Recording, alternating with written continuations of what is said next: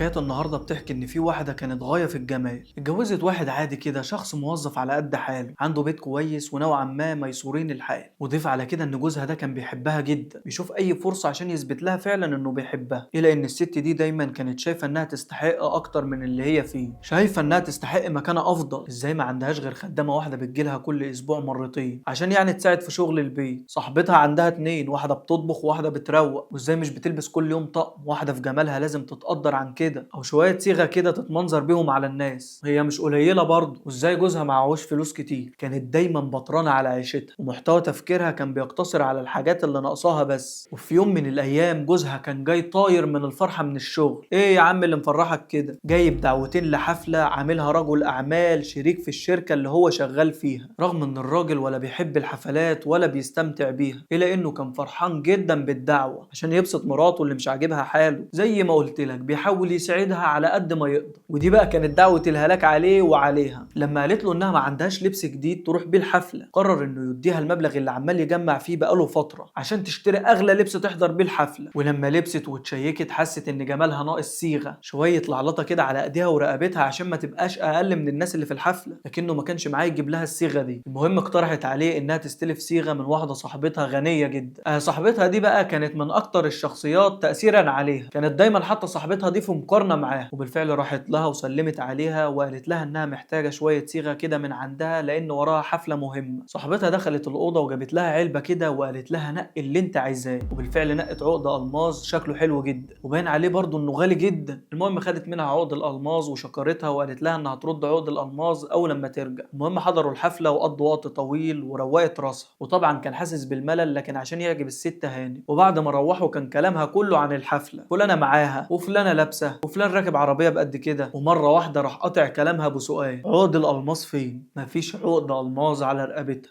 رجعوا مخضوضين وفضلوا يدوروا عليه لكن ما لقوش العقد. يعملوا ايه ما كانش قدامهم غير انهم يبيعوا البيت عشان يسدوا حق العقد، ما هي لو بلغت عنهم هتتحبس هي وهو. المهم بعد ما باعوا البيت لقوا انه مش جايب حتى تمن نص العقد. فضل يفكر يعمل ايه. اقترحت عليه انه ياخد قرض من البنك عشان يكمل باقي المبلغ بتاع العقد، وطبعا مع الفوائد بتاعه البنك المبلغ وصل ل 10 سنين سداد. وبالفعل خدوا القرض واشتروا العقد وادوه لصاحبته، وفضلوا 10 سنين كانوا اسوأ 10 سنين عليهم، 10 سنين كانوا ضنك وقحط وفقر. الجميلة اللي كانت شايفة نفسها تستحق الأحسن بقت تشتغل ومفيش خدامة تساعدها، بقت عايشة في أوضة صغيرة هي وعيالها وجوزها، وبتبيع خضار عشان تكمل وتدفع مع جوزها القسط. وجوزها بقى عامل زي الرجل الآلي، خلص الشغلانة الأولى يخش على الشغلانة التانية، يريح شوية ويرجع يعيد نفس اليوم من الأول. بتحكي وبتقول إن العشر سنين دول عدوا عليها أكنهم 100 سنة. العيال بدل ما كانت هتدخل مدارس انترناشونال دخلوا مدارس حكومية وبقوا يقضوا أكلهم وشربهم بالعافية بسبب الضغوط والأقساط اللي عليهم.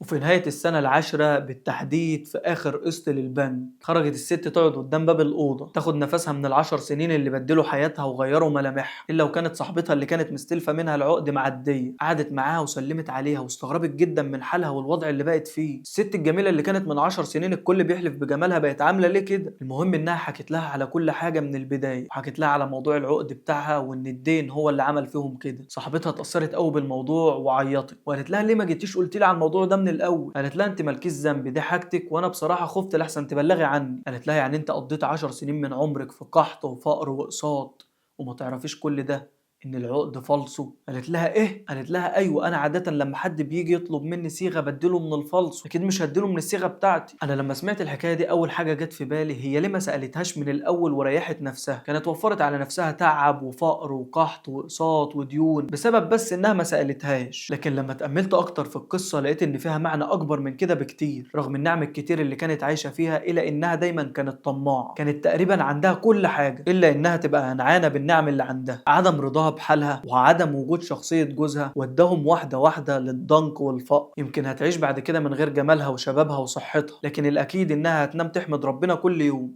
إنها بتنام وما عليهاش دين. وبس كده، لو عجبتك الحكاية اعمل لايك واشترك في القناة عشان تشوف كل جديد.